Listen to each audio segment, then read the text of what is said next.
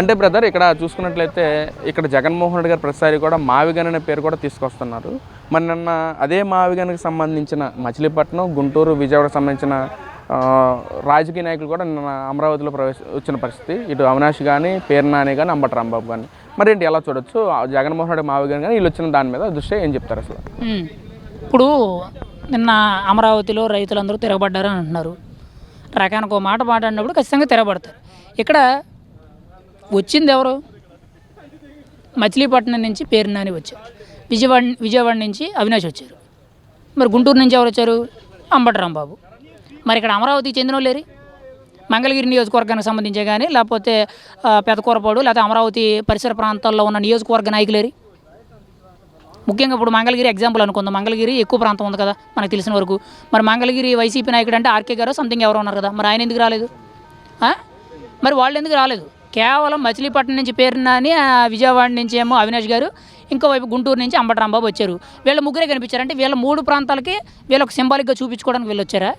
ఇప్పుడు అమరావతి పరిసర ప్రాంతాల్లో ఎవరైతే వైసీపీ నాయకులు ఉన్నారో వాళ్ళు వచ్చి వాళ్ళతో పాటు అమరావతిలో నష్టం జరుగుతున్న రైతులు ఎవరైతే జగన్మోహన్ రెడ్డి గారిని కలిశారో వాళ్ళు దగ్గరగా స్వయంగా వచ్చి తీసుకుని వెళ్ళాలి.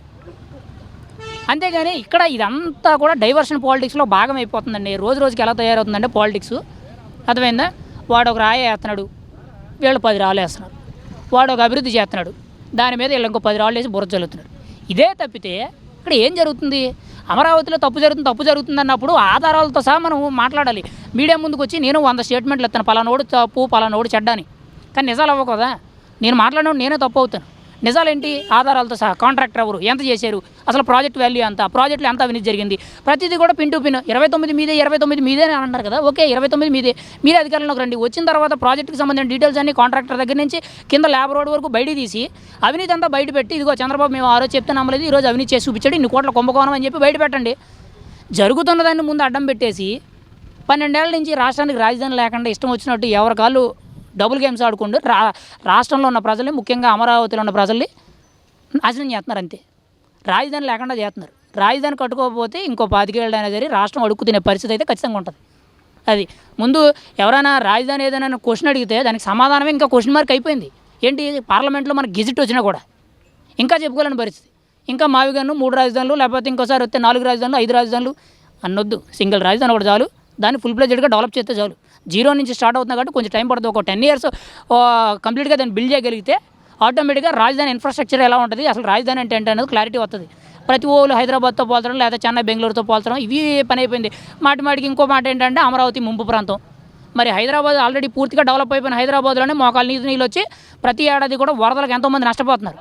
హైదరాబాద్ ఫుల్ ప్లెడ్జ్డ్గా ఇన్ఫ్రాస్ట్రక్చర్ డెవలప్ అయిపోయింది కదా, మరి అక్కడ వరదలు వస్తున్నాయి కదా. హైదరాబాద్ ఎందుకు మునిగిపోవట్లేదు? మరి క్లియర్గా తెలుస్తుంది కదా. మొన్నే 10 days బ్యాకే వరదలు వచ్చి హైదరాబాద్ మునిగిపోయింది. ఈవెన్ ఫ్లైఓవర్లు కానించి, రోడ్లు కానించి మొత్తం నల్లాలు, డ్రైనేజీలు మొత్తం అన్నీ ఫిల్ అయిపోయినాయి. అమరావతి రాజధాని ప్రాంతం అనేది కృష్ణానది దగ్గర ఉంది.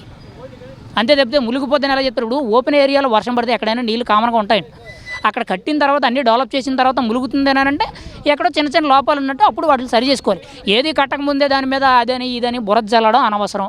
ఇక్కడ కావాలని కూడా నిన్న ఒక రకంగా రైతుల్ని మరి ఇది ఒక డబుల్ గేమో, లేకపోతే రైతుల మధ్య విద్వేషాలు రెచ్చగొట్టడానికో, లేకపోతే అమరావతి మీద ఏదో ఒక న్యూస్ క్రియేట్ చేయడానికో అంబటి రాంబాబు గారు, అవినాష్ గారు, ముఖ్యంగా మన పేరు నాని గారు వచ్చారు. వాళ్ళే కనబడుతున్నారు తప్పితే మిగతా నాయకులు లేరు. వైసీపీలో ఇంకా ఎంతోమంది కీలక నాయకులు ఉన్నారు. ఇంక ఇటు విజయవాడ సైడ్ నుంచి 3 నియోజకవర్గాల నాయకులేరి, లేదనంటే అటు గుంటూరు ప్రాంతం నుంచి మిగతా నాయకులేరి, తెనాలి నాయకులేరి, వీళ్ళెవరు రాలేదు కదా. కేవలం ఈ 3 మచిలీపట్నం నుంచి పేరు నాని, అవినాష్ గారు విజయవాడ నుంచి, గుంటూరు నుంచి అంబటి రాంబాబు గారు వీళ్ళే కనబడుతున్నారు తప్పితే ఇదంతా కూడా ఒక విద్వేషాలు అనవసరంగా ఈ ప్రశాంతమైన వాతావరణంలో రెచ్చగొట్టడానికే కనబడుతుంది తప్పితే ఏమీ లేదనిపిస్తుంది నాకైతే. అనవసరంగా రాజధాని విషయంలో నేనైతే ఓపెన్గా చెప్పేది ఏంటంటే, రాజధాని విషయంలో వైసీపీ క్లారిటీ లేకపోతే క్లారిటీ తెచ్చుకుంటేనే మంచిది. లేదు అని అంటే ఆల్రెడీ గతంలో నష్టపోయారు, మళ్ళీ నష్టపోతారు. ఆ పరిస్థితి తెచ్చుకోదు. ఒక క్లారిటీ, సింగిల్ స్టాండ్, మేము కూడా అమరావతి, మేము వచ్చినా రాకపోయినా మా అమరావతి రాజధాని, అదే మాట్లాడండి, మీకు ఖచ్చితంగా ఓట్లేస్తారు. లేదని అనుకో మనం ఏం చేయలేము ఇంకా.